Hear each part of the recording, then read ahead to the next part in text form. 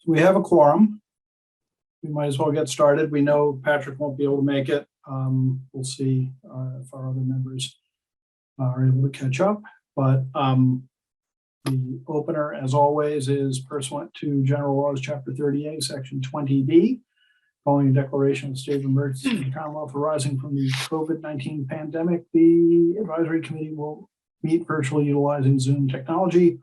All votes will be taken by roll call. So we should open with a roll call,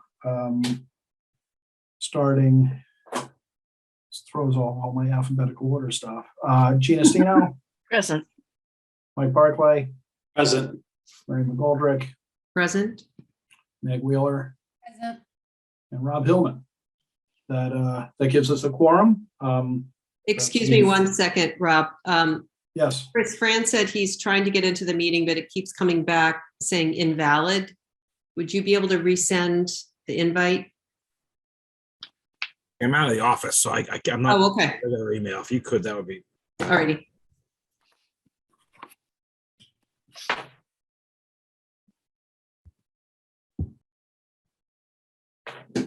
Okay. Add my notebook. Here it is. Okay, so what we want to cover tonight is there are two open issues for annual town meeting.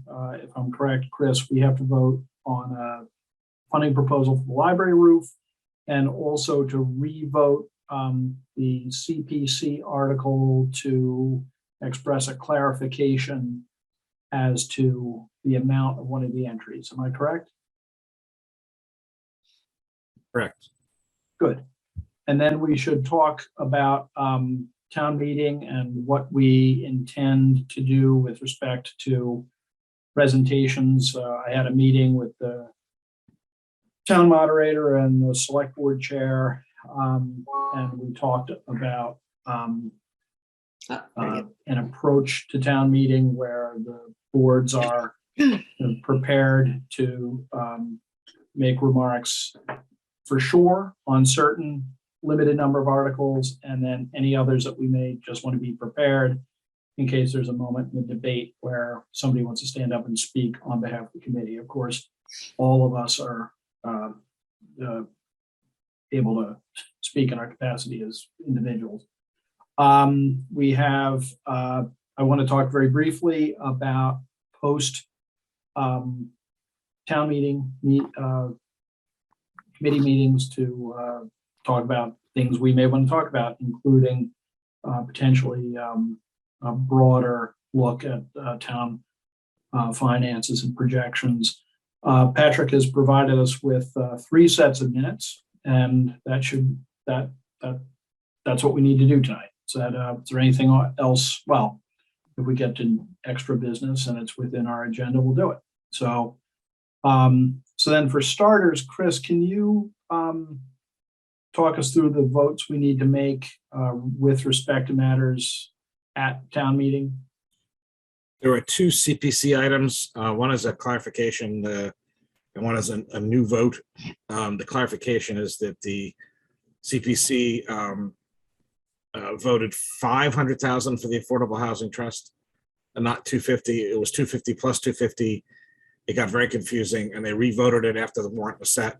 So the select board voted it last night. So the CPC recommendation is actually $500,000 to the Affordable Housing Trust, 250 upfront, and then another 250 upon a grant agreement. So that was their, or it's basically $500,000 instead of 250. So that's one. The other is the library roof funding. If you want to do one at a time, let me know. Let's do them one at a time, just for clarity's sake. Since we have a volunteer pinch hitting secretary taking minutes here, we're going to make it as simple as possible to avoid error. Sorry, Mike. I always read the article as being $500,000. So it doesn't seem to me that there's anything here. But you know, if there's a feel for a need for a clarifying vote, I'm all for it. Somebody want to square up a motion along the lines of votes to approve the CPC article as amended and just go with that. Do we know what number it is? It, It's Article 14. it's 14, 1-4. I don't remember which project number it is, but it's Article 14. Okay, I'll make a It's motion. It's project number 2. I'll make a motion to approve, my brain just went away. To approve Article 14 as amended to $500,000 for the Affordable Housing Trust from CPC. Does that make sense? I think the language is recommends to approve, Recommends, yeah. I Yes. don't know why I went back to, because there were too many recommends there, that's why. yeah. Okay, Mike, do you have it? Is that I got it. I didn't mean that to be patronizing. I actually meant that one. I meant the first one to be patronizing. This one I meant to be helpful. So, No, I appreciate the crutch. okay, we have a motion. Do we have a second? Second, I saw Mary first. So, any further discussion on this clarifying vote? Hearing none, we'll vote by roll call. Mike Barclay, Aye. Gina Stino, Aye. Mary McGoldrick, aye. Meg Wheeler. Aye. I had abstained earlier because I had in a different project had an issue when we were voting the whole thing. So I don't think I'm so constrained as to this one. So I'm just put me down as an aye. So then let's move straight on to the library roof. Chris, we knew this was out there. Can you give Rob, us a notion? Yes, Gene. is Did I? Fran on or off? Oh, quite right. I see Fran's name, but he's muted. Fran? Are you there?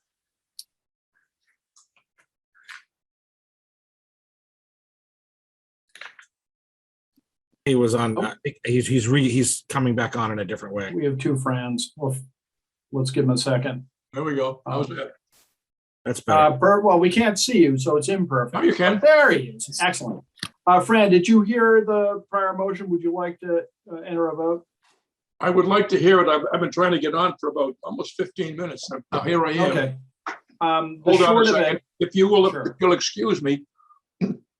I've had a long day and my truck got wrecked down the Cape and I just came back in the back of a wreck. It was no problems. Somebody ran into it while I was parked and destroyed it. So I'm eating my supper as we meet here. So pardon me while I eat. So continue. all pardoned. I think it's fair to characterize the motion as one that clarified the committee's vote on Article 14, the CPC funding, project number 2, the Affordable Housing Trust.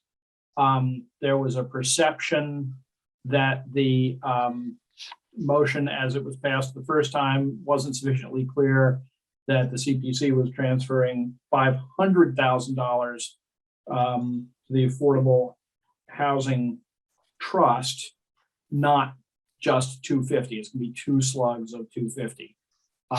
So we had a motion, we had a second, we all voted in the affirmative. Would you like to add a vote to that vote? I would vote in the affirmative too. I would have bet your truck on that vote. So, okay, that's good. I think more is better. So Chris was about to get us up to date on where we're at with financing repairs to the library roof. We're going to be asked to approve one chunk of that, I think. Go ahead, Chris. Okay, so the library roof was a project that was fully supported. It just had alternative funding sources. And as you heard capital budget talk about, they were trying to squeeze as many projects in as possible. So what happened is the CPC at their later meeting did approve half the funding, and the project was set at 210,000. So they approved $105,000 of CPC funds. The select board is going to authorize $105,000 of American Recovery Act funds to cover so it'll be fully funded. So half of it so CPC voted to support 105,000 from 6E, because it is an historic, the building is historic. It's the old Paul Pratt, it's the old Osgood School. It's actually 100 years old. The old Ripley Road School. Sorry, the old Ripley Road School, which became the Osgood School at some point, I guess. And then, right. And now it's the Paul Pratt Memorial Library. But this is for the underlying membrane. And That's my question. It's not the slate roof, it's just the membrane on top. it's a membrane underneath the slate. Really? Yeah, that's what the slate sits on top of. So they have to remove all the slate and then put it back on? I believe so. I mean, by the way, you know what? Ignore me. I have no idea about the engineering of this. It's the membrane. Okay. If Fran says it's on top, then it's on top. I really don't know. There's some flat roof on top that has a rubber membrane. The slate Yes. would have had tar paper under it, if anything. Yeah. Thank you. All right. So yes, there are flat parts of the roof you can't see from the street. Right. And Okay. it's a membrane for that. So Chris, can I just ask, so will this be brought up as part of Article 14 then? Correct. It's going to be added. It'll be in the motions as project number 7. It's project number 7, okay.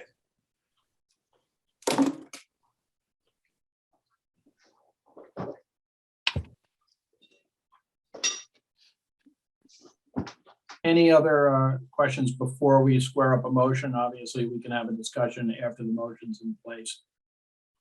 So Chris, what we're looking for is, will the advisory committee vote to recommend the expenditure for of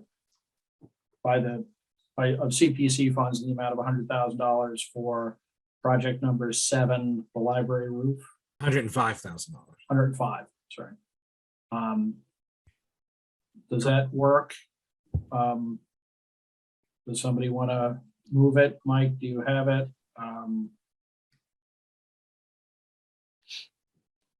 Got it. Okay. So does somebody want to actually make the motion that I just essentially dictated? I think I can do it. Okay, you can just say so moved at this point. I Okay. think we have it in the record. Move that Unless you want- the advisory committee recommends the town meeting approve project number 7 and it's Right. from CPC funds, right? Correct. For the library roof in the amount of $105,000. Second. There's Fran's a second. Any further discussion? Hearing none, we'll go to a roll call vote. Gina Stino, Aye. Fran Collins, Aye. Mike Barclay, Aye. Mary McGoldrick, Aye. Meg Wheeler, Aye. and Rob Hillman. I too am an I. Great. So can I Okay. just ask Chris, so for the CPC part, it's 105,000. And then where does the other 105 get reflected? Does that need to be reflected? No, or- it's going to be funded through the through the town's ARPA money that rests in Norfolk County. So it'll be reflected in the accounting department. So Don will reflect it, but it'll come from that and it'll go into a separate capital fund for the library. So that's not something that needs to be voted. No, not a town meeting. No. Okay. Gotcha. Where's Patrick Okay. when you need him? He owes me a beer. He does. So moved. So that moves us to our participation as a committee in town meeting on Monday night. As there always is, there's a meeting to prepare for town meeting with Dan Evans, the town moderator, Chris, a couple of members of the select board and town council, basically to march through the items. The moderator always double checks on what the voting margins need to be, so that people aren't standing flat-footed on the podium trying to decide whether it's 60% or 2/3 or 80% or 90%. So he squares all that away. And we talk a little bit about which motions require additional input from the select board, the advisory committee, and which boards are going to present different articles. So for example, the capital improvements budget will be primarily presented by the capital budget committee. The CPC expenditures will be primarily presented by Russ Benetti, and et cetera, with the water and other articles. So there are certain articles as to which both the select board and the advisory committee should speak, is expected to speak, traditionally does speak. But the moderator, he has a stance on these sorts of things that makes a lot of sense, that we want to make it clear to town meeting participants that we've been involved, we've reviewed, we've recommended these things, we've already done that on paper, without necessarily diving into a level of detail that maybe spurs, discussion that wouldn't otherwise be necessary. Although, we should be prepared. Well, in a way, I'll address in a couple of seconds. Ordinarily, because the operating budget is such a whale on this, on every annual town meeting warrant, a few words get said, and it's generally falls to the chair. John Chapman did it, Helene did it, I did it, I'll do it again. And it'll be, I plan to deliver a pretty anodyne set of comments, pretty much the same ones as last year, that it's a balance, it's a balanced and level service budget based on a series of meetings and presentations by departments and commissions and boards, which were well prepared and responsive to our requests, and therefore we recommended this budget. And nobody is interested in having a town meeting that goes line by line through the budget. Some towns do that. I have memories of this town doing things like that, and that's what gives you 4-day town meetings, and they're pointless in a lot of ways. This work has been done, so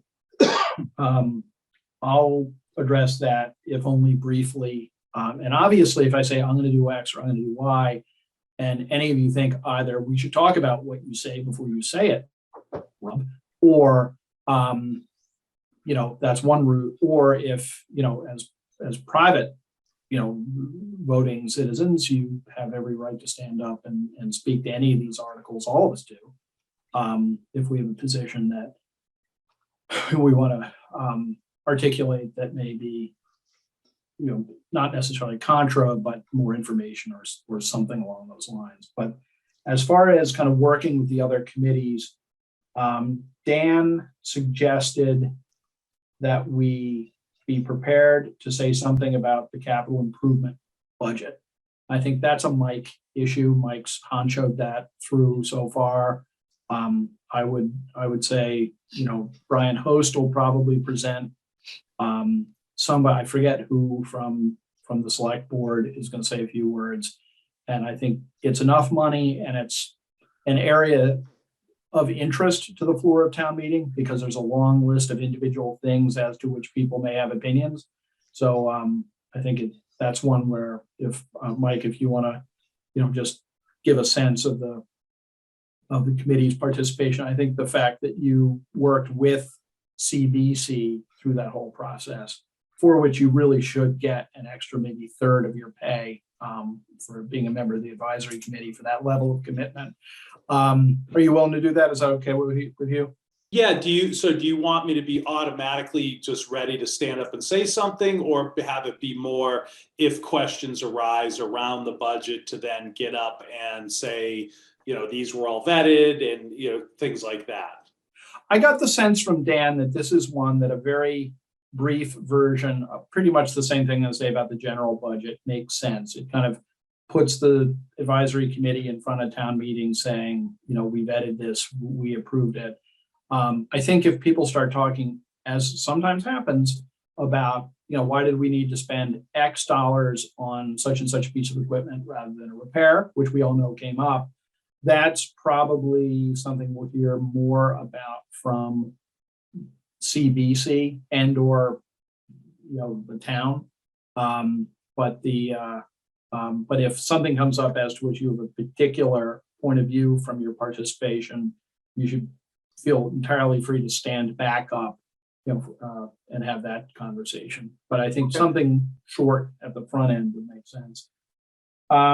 Most of the rest of the middle articles are pro forma, annual standard articles. The sense with CPC is that they're pretty good at articulating what they do, why they do it, and what their allocations are. So I don't think the select board or necessarily our board needs to have somebody on deck for that discussion, unless somebody feels strongly that we ought to, and thereby volunteers to carry that. I just don't say it. I think Russ is, I assume it's Russ, is plenty able to make those points. And I think it's a good slate of projects. I don't see it. And then that brings us to the town hall building article. And it seems to me that we should be prepared to have someone address that. One of us was substantially involved in that project once upon a time. I don't want to volunteer anybody. That would be super silly. No, I just finished my therapy about that, Rob. Okay. Really. Post-traumatic stress. I'm happy to, yes. Okay, I think what they were attracted by, and I can talk to you a little bit about this if it's not kind of in your wheelhouse, is to explain, what we all know is that this is an appropriation that was made in a prior year, and we're just releasing some appropriated funds, if I'm saying that correctly. But second, if people are wondering what a CM at risk is, it's the modern way to do public building. It's a way that shifts some of the risk to the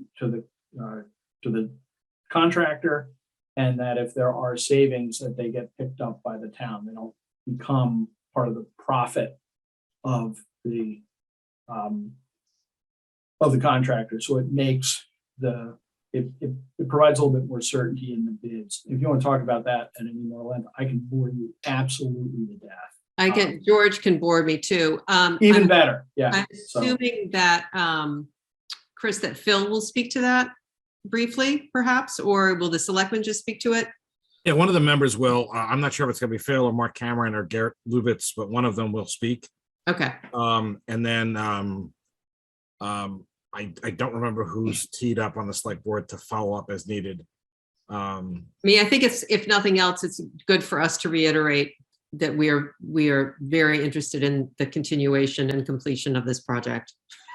I think that's a firm reason why I think we should be, on record affirmatively. So plan to do that.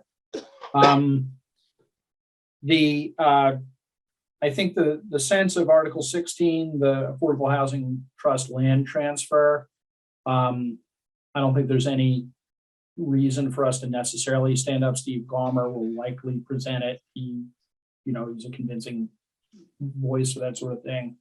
I suppose if there's any pushback, we might want to have somebody stand up. I think, Fran, that was something you had a particular interest in. Would you, if we're listening to the debate and it's anything other than a slam dunk, would you mind kind of reminding everybody the advisory committee was all in for the affordable housing transfers? Certainly, yeah. Excellent, thanks.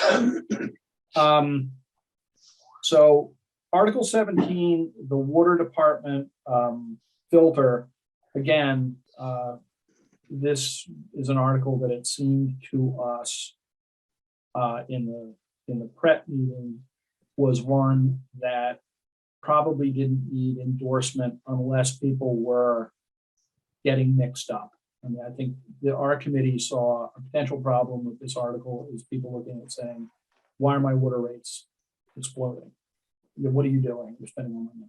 And that's not the case. And I expect that will be made clear by people other than us. So I don't think we need to have somebody kind of be the fifth person to say the same thing, unless anybody feels strongly about it. our recommendations on the record. And then Lenore at the same- Jenkins, I confirmed that Lenore Jenkins of the Work Commission will speak in favor of it, so, what yeah. So that'll send a distinct message that the whole town can wrap its arms around that one. I spoke with her, I met with her yesterday, so she has hopefully a very simple message. This saves us money. It's already been approved. That's really the only Exactly. message to give. Yeah. So I think we're okay. So at least we'll see. I can never be sure. It saves was us money and doesn't cost us anything possibly, so. Right. It's just right. It's just a prior approval just being repackaged to save money. That's all this is. So, and it's safety, So safety, drinking water. exactly. And then in a related issue, safety, groundwater, there's a suggestion that we probably should have somebody on deck for the Cook Estate issue in case it comes to it. If if it seems that the debate is going to be short and go in the right direction, let it go. But if it gets hijacked in some way, which is probably not going to be the case, somebody should stand up and articulate the reasons why we think that, even though mistakes may have been made by somebody a long time ago, right now the right thing to do is to put them in the district. The technical questions that are anticipated have to do with, there may be some folks who are concerned that by letting this group of residences into the sewer district will take up that much more capacity of our sewer system. And presumably, I don't know why, the only reason I can think of that somebody would care is that they own a buildable lot here or there. They're concerned that they couldn't get a sewer permit, but I'm speculating. If it comes to that, then we want to talk about why, as a committee, we were convinced that, notwithstanding the fact that mistakes were made, that this is by far and away the right thing to do. And we were unanimous. Does anybody want to be ready to go in case we have a perception that somebody needs to speak to it? I could speak to that. Thanks, Fran. Yeah. Okay, I think that'd be good. Skipping over to the citizens petition relating to surplus funds. I think it was Mark Maggi who said that this seemed like it was a great quote. I hope I'm attributing it correctly, but it seemed like this was a solution in search of a problem. And I've already used that line about 4 times in relation to completely other things. But I think the consensus is that our unanimous non-recommendation speaks pretty much for itself, so that there's really no need to stand up and try to kind of build a straw man and knock it down. If town meeting gets very, very interested in it, maybe one or more of us could speak in our individual capacity, but I don't think we need to prep for a presentation on this unless anybody else feels strongly that we do. Hearing not. And that leaves us with remote participation, which was part of me says I should volunteer for that because I've now been increasingly talking myself into the skeptic's position on it. But I do not represent the will of the board, and I subordinate myself to the will of the board because I'm a servant of the board committee. So which one of you would like to extol the virtues of remote town meeting? I know several of you have strong opinions in favor. I mean, I'm happy to do it, Rob, if no one else wants it. Only if you want to. I mean, remember, we have 3 people who aren't here. We have 2 people who aren't here. We can always dump on that. But I'm always happy to champion more accessible voting, so. okay, then why don't you, here's the concern with this article. It has, there's like 3 levels of things going on here. One is remote voting, more democracy, that's a good thing. Most people probably think that way. There's this second level that could bog town meeting down horribly. And that is if we get into a lengthy discussion that I know a lot of people are interested in, because it's a lot of people's kind of first reaction to this is, well, how are you going to do that? How are you going to assure that people don't vote fraudulently, that I don't run, a laptop farm in my house and have all my kids registered to vote who aren't participating in town meeting and hitting yes for them? There are people for whom that kind of captures their imagination. And all of that, in my view, is just at this stage, it's completely irrelevant. The motion is to ask the legislature to change the way in which every town in Massachusetts who has open town meeting can conduct open town meeting. And the Secretary of the Commonwealth, the Attorney General's office, isn't going to approve anything until those issues are dealt with many levels of government higher than town meeting.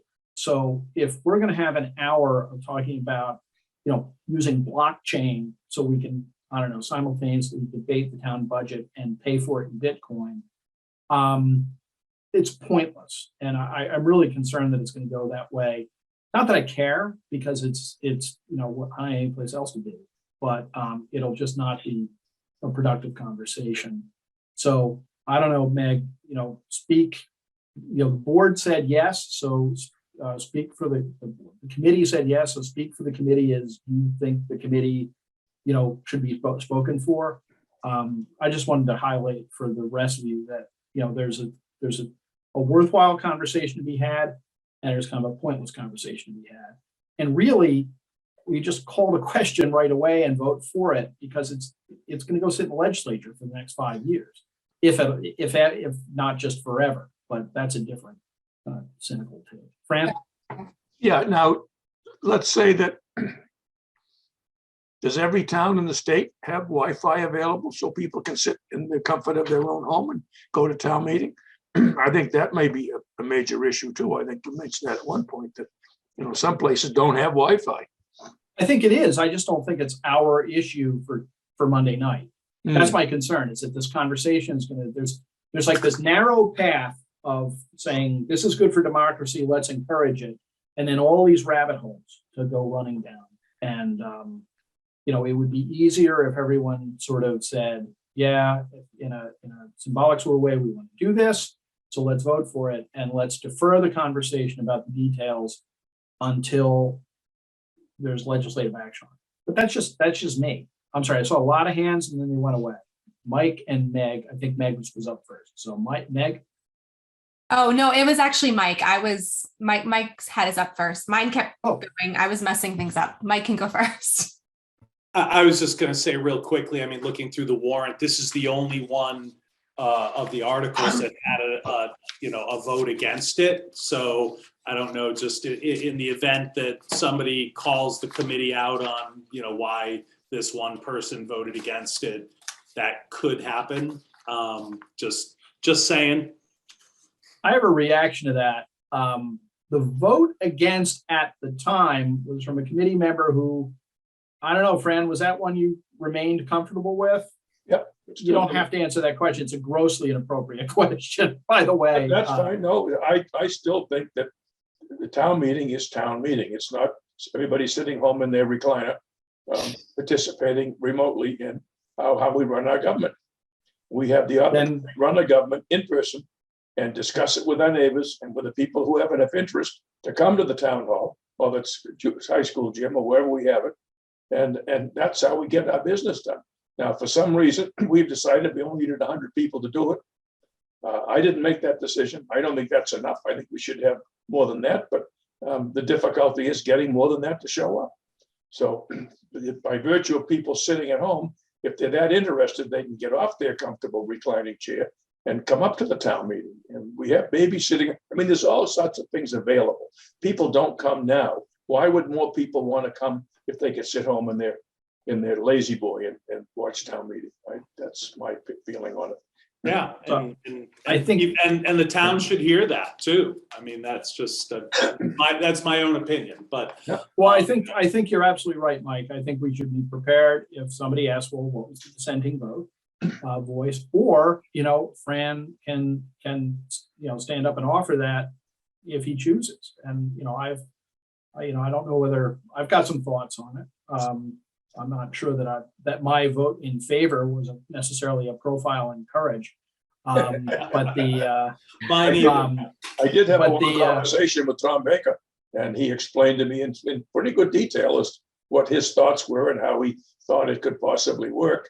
And I gave him a good, honest listen, and I considered it afterwards. And I still stick with my original position, and I have no problem defending it. Yeah. So, and, I think it's one of those matters as to which reasonable lines can differ. And frankly, compared to the food fight over some simple zoning changes, I would hope that if there is a debate, it'll be one that we'll all kind of remember fondly. People making points about the nature of town meeting and participatory democracy. Meg, your hand's still up.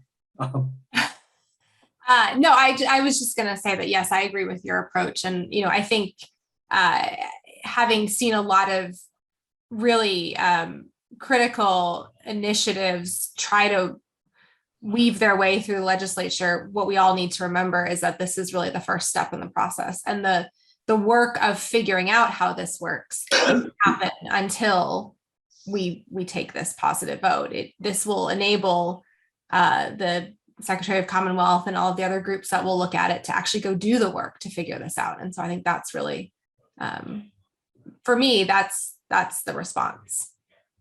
Yeah, and I hope that people understand that it is a lengthy process and complicated process, so that this, it has a purpose. But I think any expectations that this is going to result in being able to participate in town meeting on your iPhone, at the special, is unlikely. So good. I think however you want to structure our explanation, Meg, please do so. And any of us who have other things to add in our personal capacity, we're free to do it.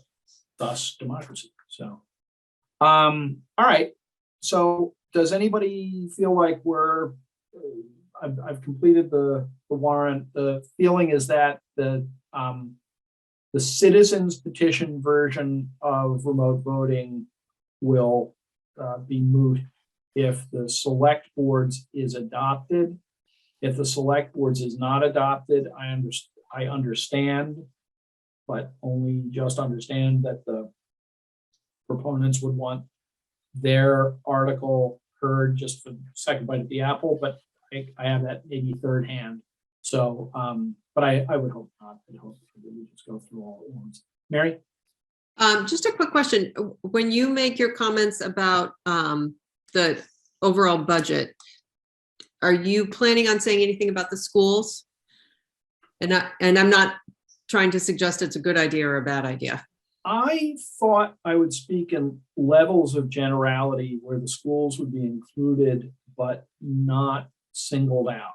Okay. No, I think I think we made some good strides, and I'm sure they may or they may not speak to something. I suppose it depends if there's a question. But I also think it's important that those good strides continue. So yes, and there's a number of things we should discuss about the school budget. And one of the other things on our agenda is related to that. So are we good with speakers? I don't think we need to vote on anything. All right, so our next item is discussion of further meeting agendas, Ray town finances. What I meant by that, if it wasn't, now that I read it, it's not perhaps a model of clarity, is that should we meet again in May, say, and have kind of an open-ended discussion about things that this committee should and ought to do, rather than kind of taking time off until the issues for special town meetings start to gel. Specifically, there was some mention by members of the select board as well as capital budget to put together something. I'm not even going to give it a name, working group, roundtable, something, to start to talk about some structural finance issues, particularly, both operating budget and a path to certain capital items. And I was thinking this was a good idea. And then I watched the select board last night after making at least one very good decision, move and approve a report, a request to apply for funding for a schools project without, as far as I can tell, accepting our invitation to come and talk to us about what they're thinking about doing. No input from capital budget, as far as I can tell. No sense in which how this project will be integrated into the future financial life of the town. Not that it isn't critically important, but we need to get, we need to integrate all these things because there's only, there's only one source of money. And if they're not all thought of together, I think that's a problem. I think that's stating super obvious. But so I saw Mary's hand and then Chris's. Why doesn't Chris go first since he's the CEO? No, I'm only the COO. Okay. So we are looking to schedule that meeting that Rob is referencing, and tentatively, we're looking at, we figured it would probably be better after the election, simply because there's going to be at least one new select board member, and it would be pointless to have before that. We want to go too long either. So we're looking at either the 18th or the 25th of May. It would be a Wednesday. That's what we're tentatively looking at. I try not to conflict it with schools if I can, but I don't know what their dates are. And it would be a hybrid. I think we try to do it in person, quite frankly, if that's at all possible, at the senior center. And it'll be more kind of an open conversation of, here are the big projects and how do you collectively want to tackle going forward? I mean, do you want to form some kind of working group and have it report back to the individual boards? What do you want to do, right? To at least start that conversation. Because as Rob points out, there's some very big decisions, some very, very long and expensive paths that the town has either embarked upon already or is about to embark upon. And at some point there have to be final decisions made. The application for to enter the MSBA program, by the way, doesn't, if the MSBA doesn't accept the town or it gets restarted. That said, once you start down that path, there's a potential 9-digit number there at the end of the day, and it's time to start having this conversation. So, but again, the 18th to 25th. So I'll throw those out as possible dates to start the conversation. If I can just interject before going to Mary and then Mike, how would this meeting be structured in terms of the open meeting law? Would we notice joint meetings of all the committees so that we can have quorums present? Yes. Or, present. So Okay. we did something like this earlier last fall when we were doing zoning, and we had the planning board, the zoning board, and the select board in a room, and they all talked through this concept of having a study. They all said, yes, we think it's a right idea. And then a smaller subgroup got together and they moved forward with an RFP. Okay. I mean, again, I'm not saying that has to be the case, but I think it'd be unwieldy to have 4, committees with 35 or 40 people in a room on a regular basis. It may make some sense to form some kind of working group with representatives of 2 or 3 or 3 or 4 committees, talking with the bigger pictures, or forming several little working groups. I mean, one of the things is we have to figure out what kind of capacity all of you have to give time, what kind of resources we have with our own staff, and then what we may need to hire to bring on to do some of these bigger analyses if they're necessary. That said, the first meeting would be kind of here are the big pictures. Do we all agree that these are the big topics that we need to focus on? And we know that to fund them, as you point out, Rob, at the end of the day, while we could search for every grant we can, you're coming back to the residential taxpayer for almost everything. how do you want to, what information needs to be gathered, what kind of financing do we need to look at, and how do we get to those answers so we can come back to the residents of Cohasset with a plan. And by the way, this includes town hall, which is, you know, far along the path, but it's still no final. The schools, which are on a long path, no matter what, whatever ends up being decided. You have the fields, you have the harbor, you have a public safety facility, and what is, how does town want to prioritize this, and how do you want to fund it? So, big conversation. Well, I think that's, you know, I'm glad that the meeting is coming along. Please let us know as soon as possible so we can get it on, you know. If I can ask all of you, just shoot Tracy, you know, your availability on the 18th and the 25th, if you could. Got it. And again, it doesn't have to be in person. We can do a hybrid. We have the capacity to do a hybrid meeting. Those who couldn't be there in person, you know, we have the Polygon, so we could do it in person, and we can incorporate people who are on Zoom. And again, it would be a public meeting, but not the public's meeting, right? This is an opportunity for all the boards to talk, but I'm sure there'll be future opportunities for the public to, you know, to engage in more Oh, conversation. yeah. This is about, Oh, yeah. No, Yeah, that's why this committee has no, you know, no policy for random public acts. You know, I think there's a time and a place, and it's absolutely necessary, but I wouldn't have a kickoff meeting. You know, people can watch, people can send written comments, people can participate in a slightly later meeting for public participation, but I think that's an excellent way to think. So I'm sorry, Mary, you were next, and then Mike.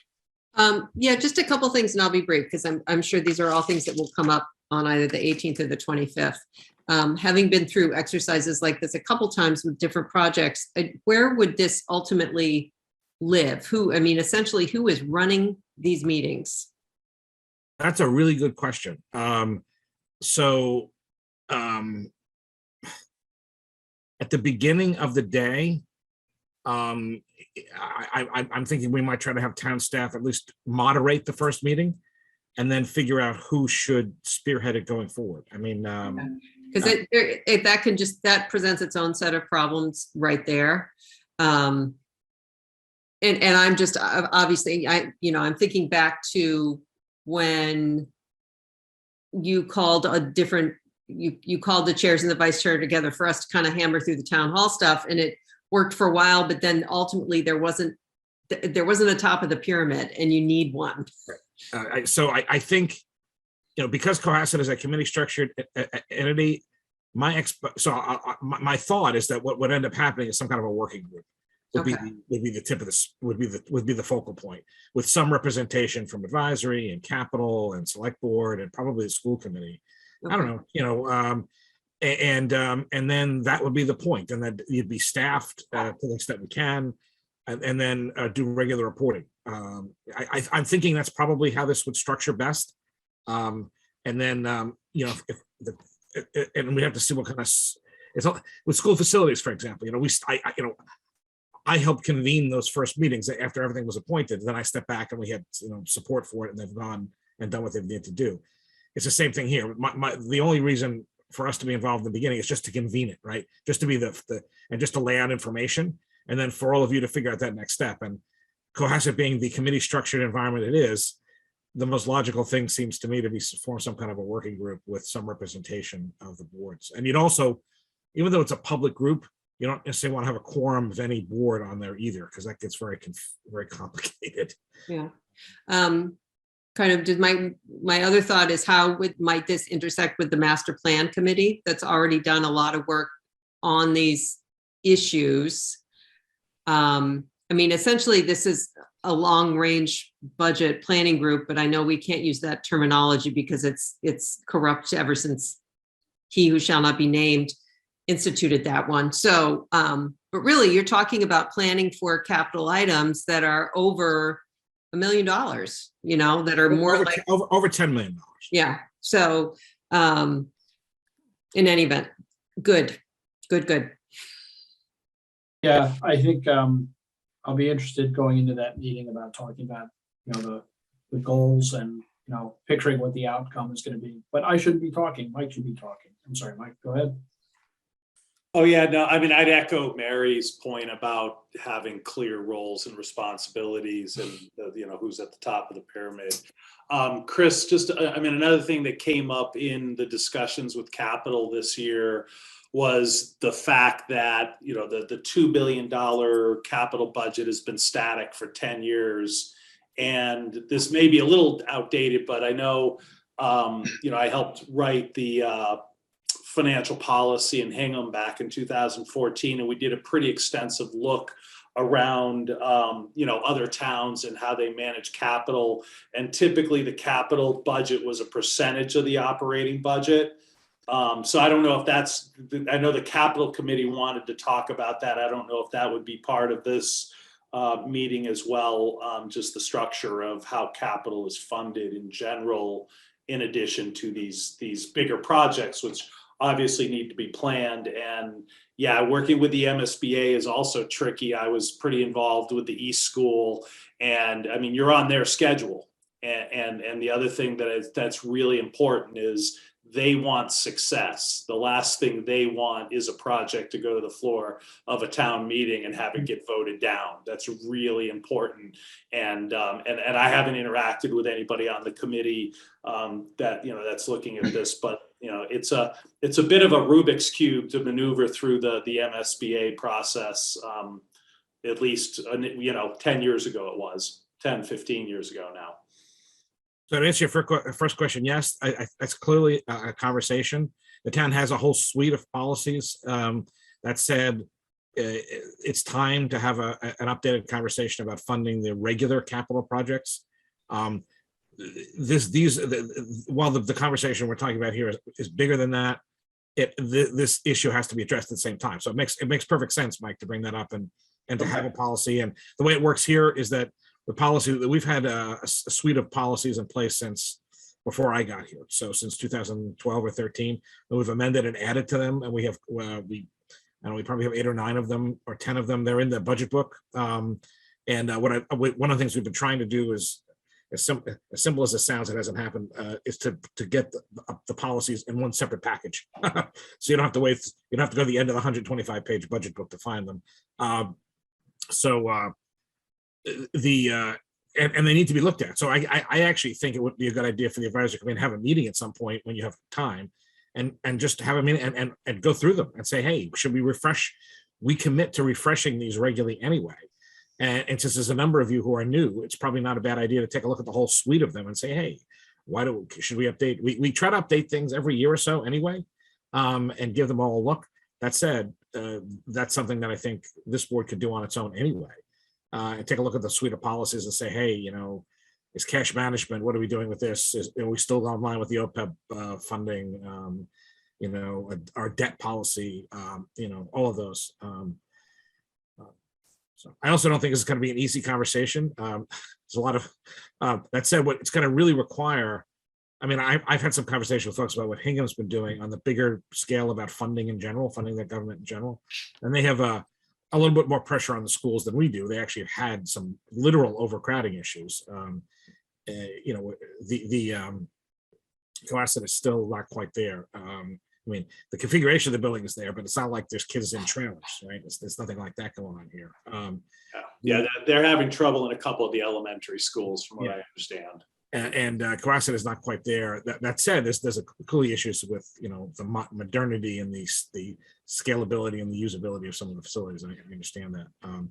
So that said, when you have a 93% residential tax base and you have a population that's looking for something different, you got to figure out how to fund it. Or if it can be funded. I think Mike's point is, before there are like layers of things going on here. Reviewing financial policies and putting them together and talking through and updating them makes loads of sense. But there's a long distance between that, it seems to me, with having a broader discussion about the role of the capital budget in the overall budget process. And I know Brian Post once conceives of that, like, know what goes on inside Brian's mind, but he certainly articulated that, one of the key questions that should come up in a broader broader discussion of town finances is that role of the capital budget, and as it shrinks year over year in real terms, because it's a static number. On the other hand, if you turn it into a percentage of budget and start to move more dollars to it, it becomes a bit of a zero-sum game. And, but roads have to be paved. So I think that's the highest and best use of this meeting is to get all the questions out on the table and then start to sort them. And one of those questions may be, the appropriateness of our policies, et cetera. But I looked at some materials that were sent around from Hingham's town government, and they are recommending an operational override in the next upcoming fiscal year of like $5 million. Like, not, this is a disaster. We have nothing else we can do but do this, but they're projecting an operational override. That seems to be a bad place to be to me, but I don't know Hingham's internal finances. I would hope we don't get to that because, well, for a variety of reasons. But so I think we have that meeting, and as a committee, I think with respect to the budget that's going to the floor, I think I can say this out loud in a public meeting. I think this committee had more to do with as much to do with a successful budget getting the town meeting floor as any other committee in town government, which isn't a knock on anyone else. I think this committee has increased its effectiveness and relevance, and that was really what I hoped we would do. So thanks. I think we get to town meeting, get through it, and then continue that sort of relevance and energy into this other process, because I think there's a ton of talent on this committee, and we have a lot to say. And the fact that a lot of it's new helps also, because it's not, people have been kind of dug into a trench for a long time. So I'm sorry, Chris, go ahead. Can I actually collectively do, so this is not going to get answered in one night, right? And Of course not. So the question is, do you think, again, I want to think about we really want to get this together so that there's a next step. So do you think this should be, we go from like 6 to 8 or something like that, and put a little food so people can like dig in, and maybe we could do something like that, like a working group session, or we even start, and so people come and we could feed people a little bit, and then spend 3 hours in a conversation, maybe do some work breakouts or something. Is that too elaborate, or do you do like a first meeting and then a second meeting a couple of weeks later and focus back and then figure out? I mean, I want to make this productive, and I think we have to have some structure at the beginning at least, so you can all have you can all put your ideas into the best focus. So again, I don't necessarily need an answer right this second. If you have any, that's great, but feel free to share them with me in my office, because I do see this might take a couple of times. And again, if we need to do what amounts like a working session where, like we did with the master plan, right? We have people in a room, maybe people break out a little bit, they talk about things, they come back together and share reports, and we structure stuff. I mean, I want us to be productive for all of you. We have plenty of staff who can help facilitate any conversation. That said, at the end of the day, it's really going to be up to the horsepower that all of you bring to the table, and you also have limited time. I want to make it as useful as possible, so that if you get to a working group, which I'm guessing is probably where you're going to end up, that you've thought through this and give them a really good charge, and have had enough of a conversation to have a blueprint of saying, okay, here are the first 3-5 things we need to get done. Go to town, come back in September, let's talk again. I don't know, something like that. Yeah, I think I have a very strong reaction to any meeting that lasts more than 2 hours, but but I think a first meeting that has a really defined goal that tees up a process. Not that anyone's going to walk out and solve municipal finance, but that there's a sense of we're going someplace with this would be a big win, I think. So let's have that meeting and see how it goes. And I think if people have separate thoughts, I think Chris. Well, so we actually had a meeting before the meeting on the zoning issue to make sure the meeting was successful. So we pulled a group of people together who were, all the chairs together mostly, but it wasn't just them, to make sure that the meeting on zoning was successful and we were lining it all up right. So Rob, if you think that you or Mary or Mike or Gene or Fran or Meg or some group of you want to meet or talk on a Zoom meeting or with me or whatever, to help plan this out, that would be great. So we have that meeting as successful as possible. And again, if you think it'd be more formally structured, I get Carrie, well, probably Corey, because Carrie's stepping off the board. So Corey, I can, we can pull 5-6 people together just to make sure we're on the right path and you're all pulling in the right direction. I realize that schools are going to be very focused on schools. Advisory is focused on everything. So everyone has to sort of put aside their, recognize that they may have their priority items, but it's not just that. And again, maybe including master plan. I mean, if you think, schools is way too big a part of both capital and operating to not be at the table for their own good and everybody else's as well. So I'm sorry, that's just an editorial comment. No, it's true. No, they have to be. And again, if you think, if collectively I should, make sure that the master plan folks at the table, I can make sure that I can talk to Katie and her team. And, again, the goal is to have the meeting productive too. I mean, if, 45 really smart people sitting around the table, we could be there for 4 hours with people just giving their opening statements. So 6 hours. Yeah. So, I do think that having the meeting focused, or again, if it becomes a couple of meetings with focus, we want to go in with a game plan and an agenda so that people feel good about it. It's socialized as much as possible. And then, we have some work plan. And again, I think the Hingham model, but Hingham does something, we already know what Hingham's doing. Arlington has something similar. They do regular overrides in Arlington, but I'm not suggesting overrides. This is really about capital more than operating right now. But the same concepts apply, right? So you want to make sure you do this logically, that it fits, that people can afford it, and that you're getting quality for your money, and that you're maximizing those dollars by grabbing every state and federal grant or anything else you can as well. And as you point out, Rob, what's affordable? At the end of the day, there's a maximum lift that people will make. One of the fears of all this is people getting overwhelmed too. I mean, you've lived here a long time. I've heard the stories. I mean, Cohasset I've seen it myself. Cohasset's come up to the plate more than once, and I'm using baseball analogy, sorry, and either or failed to go to bat or just swung and missed. I mean, the town hall is an example. Again, people made their decision. That building would be built today, and it'd be opened. And unfortunately, with the world around us now, it's complicating everything. That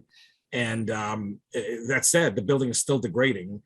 The schools still have issues. We have a public safety building that's 60 years old, and sea levels rising. So there's some real issues that have to be addressed. Could solve all the other issues right there. There'll be more waterfront property though, so we could probably raise property taxes. I live on a hill. I'm all good.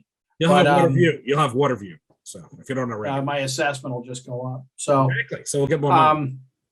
So okay. Well, I think we should. I'd be happy to have a conversation prior to that meeting, and I think to some extent let it organically work itself out. But I think you and Jean's comment that we want to give it as much structure as we can to make it just not turn into some marathon meeting, which we shouldn't let this one turn into either. So let's see how many of us can participate in that meeting, and then maybe as a committee we have a conversation about meeting again to set our own priorities, and then we take a little bit of time off for the summer, or just notice our summer meeting for one of the outdoor spaces at one of the nice places in the village. Which I'm not sure you can do. I've done it with plenty of private boards, but not necessarily public boards. So that said, we have 3 sets of minutes that I think we can knock out in pretty short order. Patrick circulated to everybody, I believe. So there are minutes of March 22, 23, and 30. So I'll start with the minutes of March 22nd. There were 8 of us present. Looks like Adam was not present, so everybody in this meeting was present. Can I have a motion to approve, and then we can discuss any changes that need to be made, or if anybody has any questions, how do you want to do? Move that we approve the meetings of the March 22nd meeting. Okay. I'll second it. I'll second. Second, any discussion? Okay, then vote on the motion by roll call. Gina Stino, Aye. Mike Barclay, Aye. Brandon Collins, Mary McGoldrick. Mary, okay, we'll take that as It looks like an aye. it looks like an aye. Excellent, and Meg Wheeler Aye. and Rob Hillman, I too am an aye. Turning to the minutes of Wednesday, March 23rd. Hey, Rob, Yes, I don't see the March 23rd minutes. Are those in a different email or did I miss? they might have been in a different email, or is there a possibility that these were already approved? Can somebody refresh my memory? This was the meeting at which Tanya came in and gave us a presentation on the electric issue and grants. And Yeah, those were sent before. yeah, they were just an earlier version. I am not adept at screen sharing. Oh, you know what? I found them. Oh, good. Thank you. Sent on March 30th, if anyone else is looking. All right. Thank you for. So why don't we get a motion and then we can, anybody want to move that we accept these minutes? I'll make a motion to approve the minutes of the March 23rd Advisory Committee meeting. Second. Excellent. Second, I heard Fran. Any comments? Hearing none, I believe we were all present. So roll call vote. Gina Stino, Aye. Mike Barclay, Aye. Fran Collins, Aye. Mary McGoldrick, Aye. Meg Wheeler, Aye. and Rob Hillman. I too am an aye, which brings us to the minutes, the meeting of March 30th. I'll make a motion to approve the minutes of Wednesday, March 30th. Okay, Jean, and a second. Second. Okay. So this presents us with an interesting question. I think we've concluded, and Chris, correct me if I'm wrong, that members not present at a meeting may, if they choose to, vote to approve minutes. That is my recollection. They Yeah. may. Because otherwise we'd have to be counting up and deciding if we had a majority of a quorum. I think we would, but so let your conscience be your guide. But first, is there any discussion of these minutes? Okay, hearing none, we'll vote by roll call of who's present at this meeting. Gina Stino, Aye. Mike Barclay, Aye. Fran Collins, Aye. Mary McGoldrick, Aye. Meg Wheeler, Aye. and Rob Hillman, I too am an aye. Those minutes are approved. So on our agenda, there's nothing that we didn't anticipate, so that's not an issue. Just so you know, I put a notice, I had a notice posted for Monday the 2nd at 6:15 p.m. at the gymnasium. If something comes up that's unexpected and requires our attention, we have a posted meeting.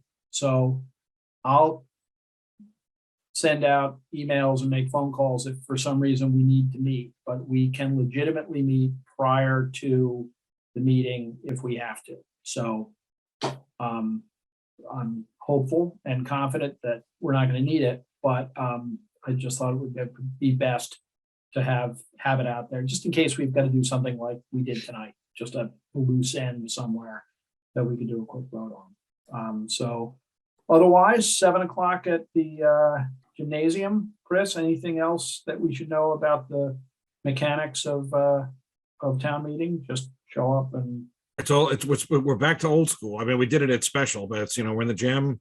The clerk's office is going to use poll pads for the first time to actually bring. No, I think they've used poll pads before. They used them once. I Right, saw right. them. So that should speed people's registration into the meeting, which is great.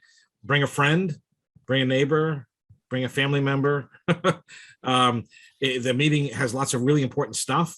That said, there's nothing that's super controversial. The sooner we get to the meeting gets to quorum, the sooner the meeting can begin.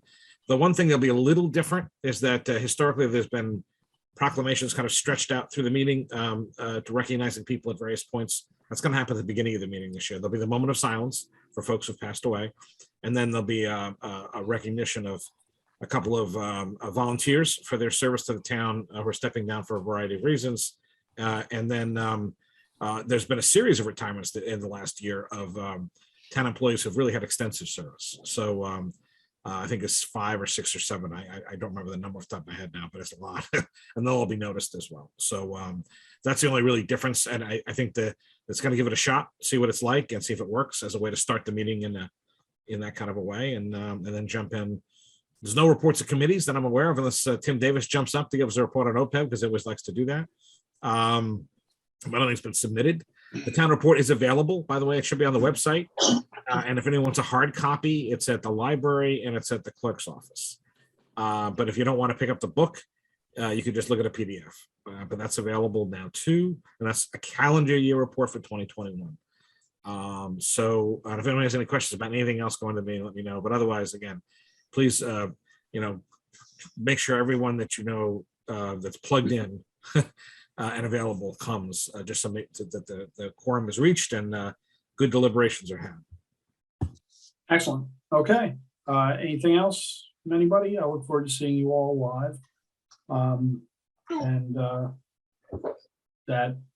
That's it for us until Monday night. Have a good weekend. Motion to We adjourn. need a motion to Oh, adjourn. there's a thought. We could just stay open right through the town meeting. No, Yeah. no. Thank you. No. Thank you. I'm sorry. A motion to adjourn, anybody? That was me. Saw Mary, got a second. That can't die for one of a second. Second. Thank you, Mike. Roll call vote. Gina Stino, Aye. Mike Barclay, Aye. Frank Collins, I as well. Brandon Goldrick, Aye.